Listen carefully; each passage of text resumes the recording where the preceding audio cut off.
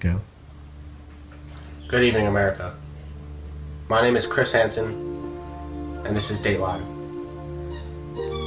On tonight's story, we'll be discussing the terrible addiction that's been plaguing the streets of America.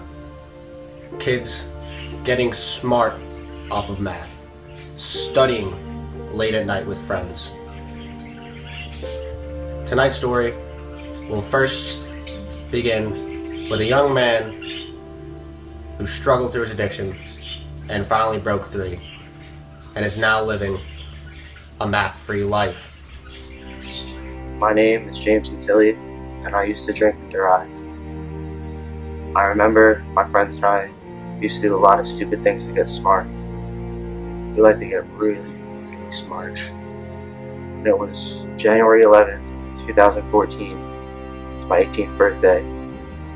I decided to have a math party, so a few of the guys came over. We had a few drinks. I went outside, derived cosine a few times, and I knew I was tripping when I started seeing like projectile motion into the cups, calculating the proper velocity and angle. I was messed up. I went inside and I chased shots with triple intervals. I'm sorry, give me a moment. And I remember Will came up to me and he says, "You know what would be really cool right now? If we did differential equations." And I always came up with the problems. And I remember I came up with this really hard one. And my guess was just crazy. It had like 7 terms itself. I remember just getting to the homogeneous equation and blacking out. The next thing I remember, I woke up in the hospital 2 weeks later. The doctors had told me I did so much math that my brain had just filled with knowledge and I slipped into a coma. I asked about Will because I hadn't seen him. He did so much math that his brain hemorrhaged that night and he didn't make it. I created that problem.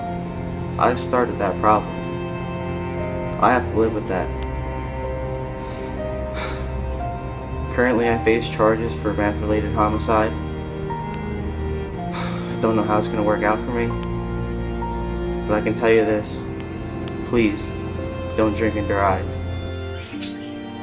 It's been 3 years since James's tragic incident, and he's finally brave enough to share this story with us tonight. Good evening, ladies and gentlemen. We are here today to discuss a very terrible epidemic that is spreading throughout the streets of America. This terrible problem of math addiction is tearing families apart and destroying this country. I'm here today with an ex-addict, finally broke free from rehab, James Gentile. James, when was the first time you tried math?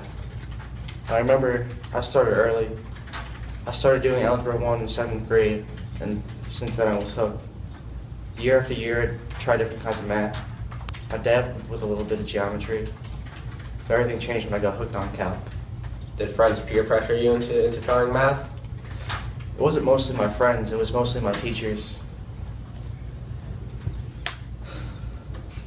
How'd you feel about calculus? I loved it. I was instantly hooked. What would you say your lowest point was during your addiction? I mean, there was a time where I really had to support my addiction, so I resorted to selling notes. Every day I would sell notes in school, outside school. I'd go online, print out notes of things I hadn't even seen before and try to print them off as mine. Now that you are clean, Jim, how hard is it to stay clean? It's very hard. Coming to school, seeing all these kids do math, looking at textbooks. James, if you wouldn't mind, if you could just please take me through a day in the life of a math addict. Well, I used to wake up every day, and when I make my breakfast, I couldn't help but try to calculate the heat flow running through my eggs as they cook. I try to use related rates to measure the amount of coffee pouring into my cup. It must have been very difficult for you. Related rates are very hard. I had it down to a hat. I did this every morning. I'd go to school, and immediately I do math in all my other classes. Fifth period would roll around, and we would do a lot of math. A lot. And we would get really, really smart. Ridiculously smart. And then after that, the rest of the day is just a blur until I wake up next morning, calculator in my hand, naked in bed. It's not easy.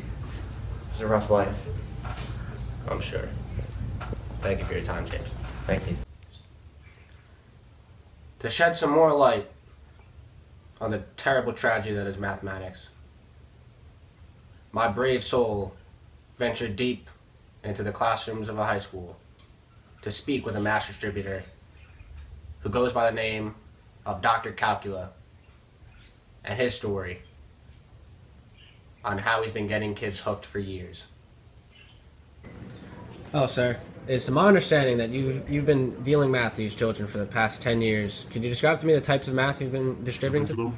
I've been distributing math at all levels, starting from pre-algebra, algebra 1, geometry, algebra 2, calculus AB, calculus BC, calculus 3, and believe it or not, also in differential equations. I didn't even know math went that high.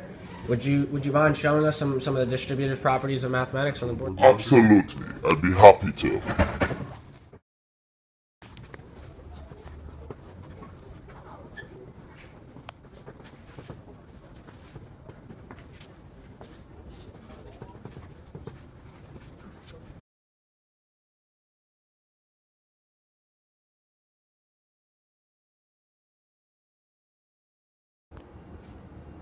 How to know if you or any of your loved ones may be a math addict. Symptoms include red eyes from late nights of studying, fatigue from staying up late, swelling of the brain from absorbing too much knowledge, and anxiety, especially before tests and quizzes. Behaviors include excessive studying, doing calculus in other classes, taking notes, and failure to understand anything but calc.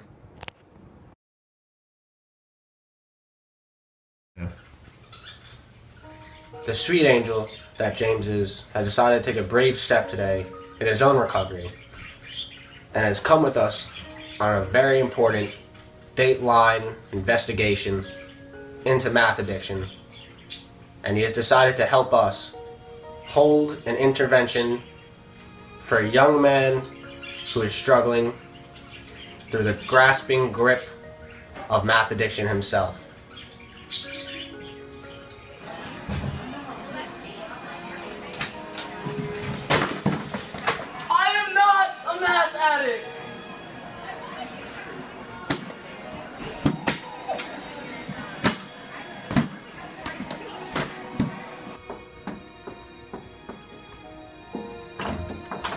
Hey, Timmy, do you want to go outside and do Pilates? The weather is lovely. Why don't you drive yourself out of here?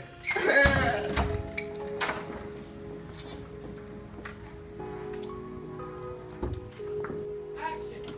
Is it the product rule or the quotient rule? I don't know. What are you doing in there? Get out of here. What are you doing in there? Oh, I've had enough of this. How many times do we have to go through this? What is under here? I want this stuff out of here. Enough with this. I'm just doing math. I'm not a math addict. As surprising as this may sound, mathematics does not only affect the individual, it affects the individual's friends and family. We'll now be speaking with one of Tim's close friends, James, who's known Tim for a very long time and has struggled with Tim's math addiction himself. And he faces challenges every day involving Tim's math addictions. Have you ever played basketball by yourself? James has.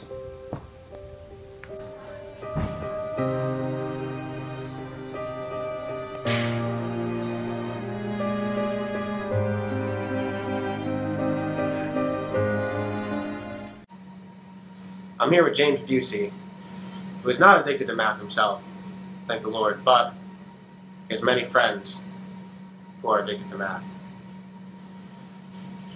How has math affected your friendship with Timothy Makalinao?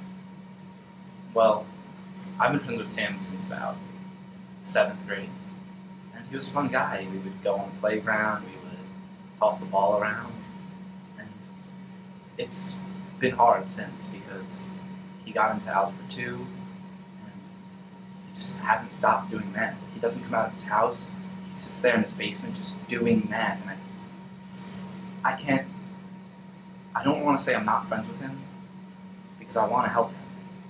But it seems there's nothing I can do. Mom, where's my calculator?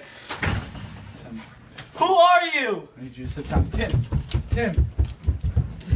It doesn't have to be like this. On. Tim, let us help you. We need to help Stop this Mathness now! Tim. Please, Tim! Tim. Tim, stop! I'm just using the bathroom. What are you doing? My God. It's gotten worse than I thought. It's not that bad. Stop! Put on your pants, Tim. Put down the calculator. Stop! Who are you guys? Tim, What? all of your friends are Why are here. you here? I'm Chris Hansen. It's okay, don't worry. All of your friends are here. Is this a study group? No, Tim. There is no study group. Why? Please have a seat. But I left my calculator in my car. I think I should go get it. Tim, your friends are here to help you. Your math is out of control. What? I'm not a math addict. Those aren't mine. This, Tim?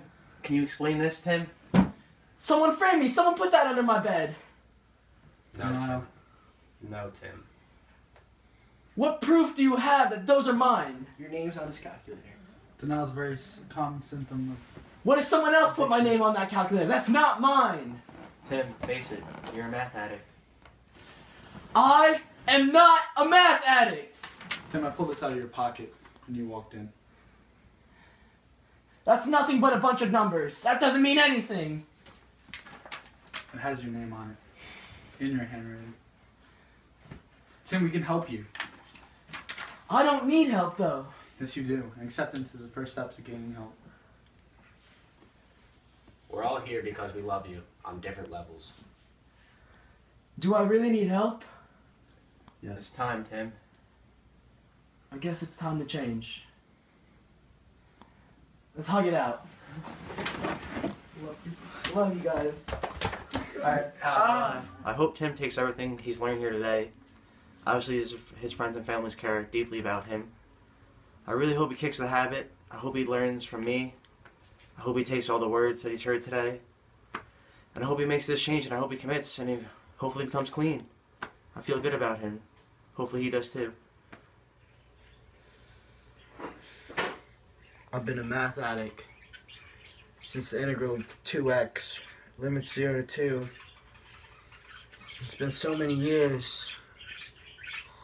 And finally, my friend's here trying to get me to break these limits that I put on myself.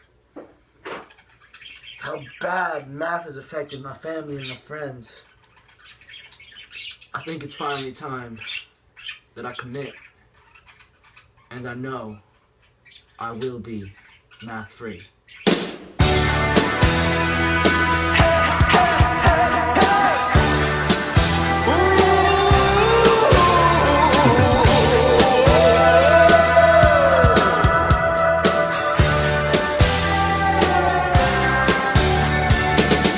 Won't you come see about me?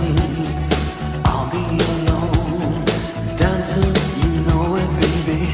Tell me your troubles and doubts, giving me everything inside and out. And love strange, so real in the dark. Think of the tender things that we were working on. Slow change may pull us apart.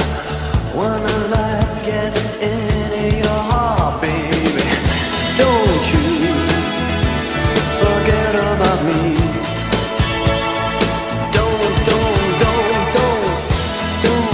you forget about me. Will you stand above me? Look my